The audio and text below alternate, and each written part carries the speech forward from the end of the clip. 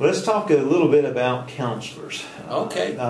When we think about counselors, what are some things they need to be aware of when it comes to religion and trying to help people with their mental health?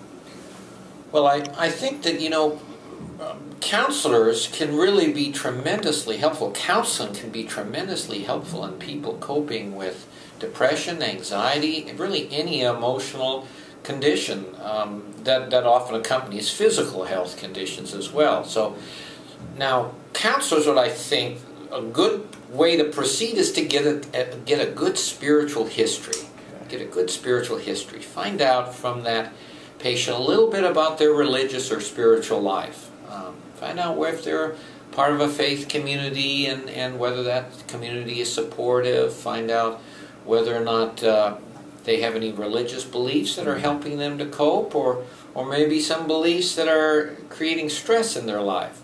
So learn about both the positive and the negative, and find out how it's going to influence the kinds of therapy that the counselor might be wanting to do with the person, and find out what are some concerns that the person might have concerning either the counselor being or not being religious. Mm-hmm. Those are the kinds of things a spiritual history might explore, and of course that might go on not just at the start, but it might be clarified over time, and you might want to go back, because really the counselor wants to understand, not necessarily correct, maybe not at the beginning, but really understand what those beliefs are.